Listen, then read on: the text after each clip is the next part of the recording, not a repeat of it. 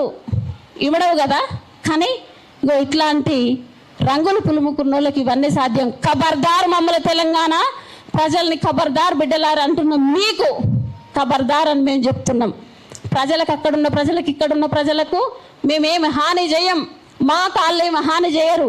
అక్కడున్న చాకలి మంగళ్ళు కూడా బోడు రామచంద్ర యాదవ్ కూడా అక్కడ ఉద్యమం చేస్తున్నాడు. ఆడ కూడా ఆంధ్రప్రదేశ్లో కూడా చంద్రబాబు నాయుడు జగన్ కాదు ఎమ్మెల్యేలు ఎంపీలు ముఖ్యమంత్రులు అయ్యేది, అక్కడ ఒక బీసీ బిడ్డ కావాలి. అది మీరు మీతో షేర్ చేసుకుంటాం. మేము కూడా క్రాంతి దళను కూడా తీసుకొచ్చి ఆంధ్రప్రదేశ్లో ఏర్పాటు చేస్తాం. అక్క థ్యాంక్ యూ.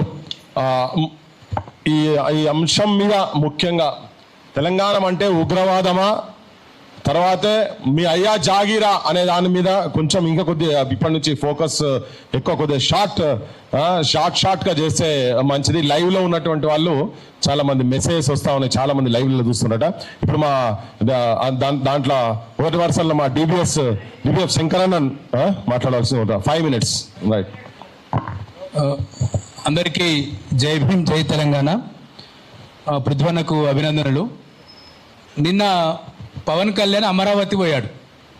అమరావతి పోయి పొట్టి శ్రీరాములకు విగ్రహానికి పూలదండ వేశాడు. పొట్టి శ్రీరాములు ఎవరు మనందరికీ తెలుసు కదా. పొట్టి శ్రీరాములు మద్రాసు రాష్ట్రం నుంచి ఆంధ్ర రాష్ట్రాన్ని ఏర్పాటు చేయడానికి నిరాహార దీక్ష చేసిన మనిషి. మరి ఆ పొట్టి శ్రీరాములు కూడా ఉగ్రవాదేనా?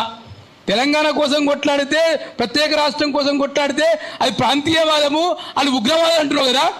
మరి నువ్వు నిన్న ఏ ముఖం పెట్టుకొని పోయి ఆంధ్ర రాష్ట్రం కోసం కొట్లాడిన పొట్టి శ్రీరాములకు విగ్రహానికి నువ్వు పూలమాలేసినో చెప్పాలి పవన్ కళ్యాణ్. ఆ పొట్టి శ్రీరాములు ఉగ్రవాది అయితే మేము కూడా ఉగ్రవాదమే. నువ్వు ఒప్పుకుంటావు పొట్టి శ్రీరాములు ఉగ్రవాది అని? బిడ్డ జాగ్రత్త. నువ్వు ఏది పడితే అది మాట్లాడడానికి కుదరదు ఇక్కడ తెలంగాణలో. రాజకీయ పార్టీ పెట్టిండు మాట్లాడచ్చు అని మా వాళ్ళు చెప్తా ఉన్నారు. మాట్లాడచ్చు, కానీ ఏది పడితే అది మాట్లాడడానికి లేదు అని చెప్తా ఉన్నాం. ఇవాళ తెలంగాణ మీద, హైదరాబాద్ మీద బీజేపీ, టీడీపీ, కాంగ్రెస్లో ఉన్న రేవంత్ రెడ్డి టీం ఒక పెద్ద కుట్ర చేస్తుంది. ఆ కుట్రలో భాగమే ఇవాళ పవన్ కళ్యాణ్ మాట్లాడుతూ ఉన్నాడు. పవన్ కళ్యాణ్ ముందర పెడతా ఉన్నారు. ఇవాళ మొత్తం అరే రాష్ట్రం ఏర్పడి 12 ఏళ్ళు అవుతుంది. నువ్వు ఎన్నిసార్లు వచ్చి ఉంటావు హైదరాబాద్కు? ఎన్నిసార్లు మాట్లాడుంటావు హైదరాబాద్కి వచ్చి? అంటే నీకు జూన్ 2 నాడ మీటింగ్ పెట్టాలనా? ఇంతకుముందు మా వాళ్ళు చెప్పారు కదా నీ నవనిర్మాణము. అరే నీకు రాజధాని లేదు కదా, 12 ఏళ్ళు అవుతుంది కదా.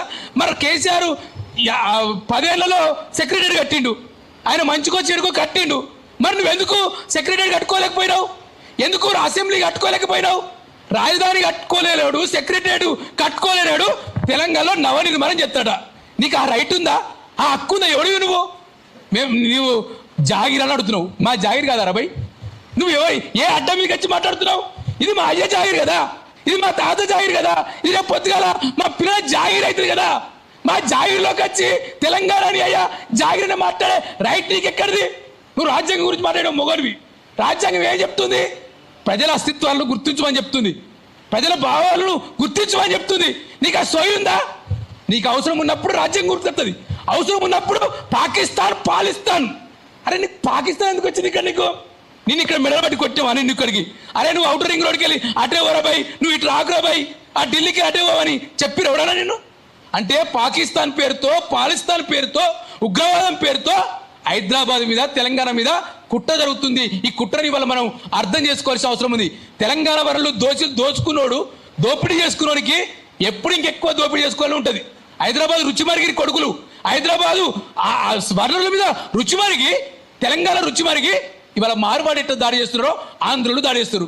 వారికి నేను ఆయనను కేరళ కూడా పోయి పోటీ చేయమని అంటలేను, తమిళనాడు కూడా పోయి పోటీ చేయమంటలేను. ఎవడ్రా పోయి నువ్వు అక్కడికి ఇక్కడికి పోయి పోటీ చేయడానికి? నువ్వు ఎవరు ఇక్కడ తెలంగాణ మీద పోటీ చేయడానికి? అయినా నువ్వు ఇక్కడనే ఎందుకు పోటీ చేయాలి? అది నీ ఆంధ్ర చచ్చిపోయిందా? ఆంధ్రలో నియోజకవర్గం వెళ్ళేవా? నీ పీఠాపురంలో, నీ మొగుతుల్లో అక్కడ అది కదా నీ జాగిరు, అది నీ అయ్యే జాగిరు కదా. ఆ అయ్యే జాగిరి ఇడిచిపెట్టి మా అయ్యే జాగిరికి వచ్చి నువ్వెవరో మాట్లాడడానికి? సారీ టు సే, నువ్వెవరు మాట్లాడడానికి? నీకేం హక్కు ఉంది మాట్లాడడానికి? అంటే కుల మత విద్వేషాలను రెచ్చగొట్టడానికి ఇక్కడ బీజేపీ, చంద్రబాబు కుట్ర చేస్తున్నాడు. దానికి ఇవాళ నాయకత్వం వహించుండు రేవంత్ రెడ్డి. సిగ్గుందా రేవంత్ రెడ్డికి ఏమన్నా? మొన్న ఓపెన్గా ప్రధానమంత్రి చెప్పిండు, నువ్వు రా మా పార్టీలకు అన్నాడు. ఎవరన్నా సీమలెత్తుడు ఏమంటాడు? నేను ఎందుకు అత్తరా భయ నీ పార్టీలకి అంటాడు.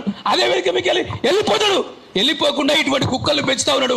ఈ మొరిగే కుక్కల సంగతి తేల్చాల్సిన అవసరం ఉంది. తెలంగాణ గడ్డ మీదకి వచ్చి నువ్వు పాకిస్తానా పాలస్తీనా ఉగ్రవాద అంటే నీ తోలు తీసి నిన్ను నీ పిఠాపురంకు నీ మొగులుతులకు పంపుతామని చెప్పి కోరుతూ మా పృథ్వీనో ఇంకెవరినో అరే నీ అయ్యవ గుట్టి నువ్వు నిజంగా నీకు అమ్ముందా, నీకు చెల్లి ఉందా, అక్క ఉందా?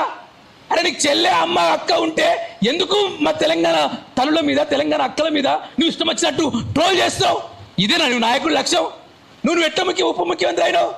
జనసేన జనం లేని సేనకు జనసేన ఎక్కడ లేవా నీకు? ఇప్పుడు ఇక్కడ మంది లేరు, నువ్వు జనసేన రద్దు చేసి ఆ బీజేపీలో టీడీపీలో కలిస్తే అప్పుడు తెలుస్తుంది నీకు. ఇప్పుడు వీళ్ళు కొత్తగా పోటీ చేసేది జిహెచ్ఎంసీలో ఎన్నికల్లో పోటీ చేస్తేవి, 2023 ఎన్నికల్లో పోటీ చేస్తేవి, నేను మళ్ళా పోటీ చేస్తాను మొగాయన పోటీ చేయి, అప్పుడు నీ సంగతి తెలుస్తారు. అప్పుడు నీకు డిపాజిట్ తప్పలే, ఇప్పుడు డిపాజిట్ దక్కాయి నీకు. ఇక్కడికి హైదరాబాద్ ఇల్లు కాల్ చేసి చక్కగా పోయి నువ్వు ఆ పీఠాపురంలో మొగుతుల్లో కట్టుకో, అమరావతిలో ఉండు, ఇక్కడ ఉండి మాట్లాడితే కుదరని చెప్పి తెలియజేస్తూ మీ అందరికీ జై భీమ్. థ్యాంక్స్ అన్న. ఇప్పుడు ఇదే రకంగా నరసింహాచార్య అన్న ఒక 5 నిమిషాలు.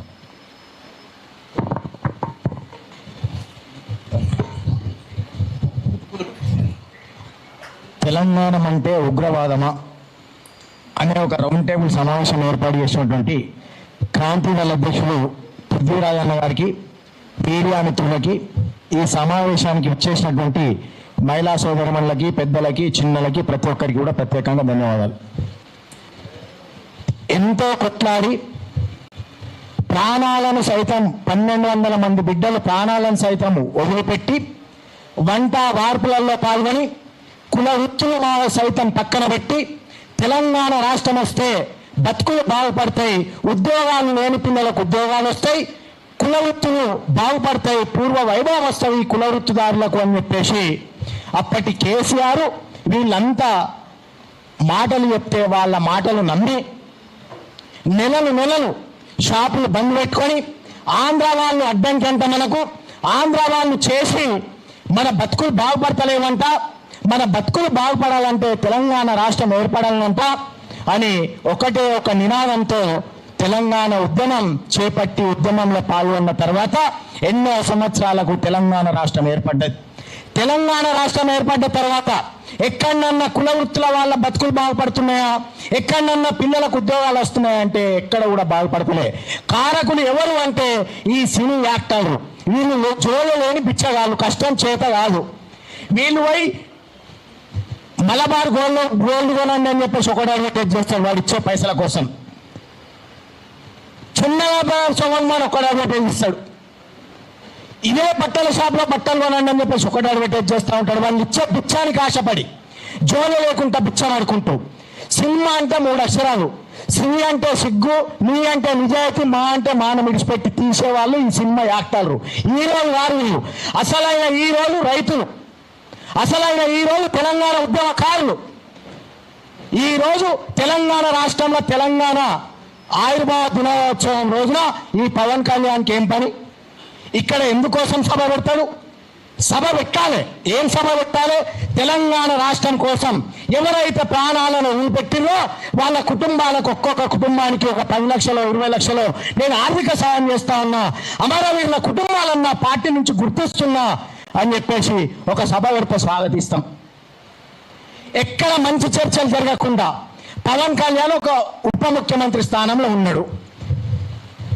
ప్రొఫెసర్ నాగేశ్వరరావు సారు విశ్లేషణ చేస్తూ ఉంటాడు. విశ్లేషకులు అన్నప్పుడు విశ్లేషణ చేస్తారు. మీ పైన ఏమన్నా చెడుగా విశ్లేషణ చేస్తే అది కాదు అని చెప్పేసి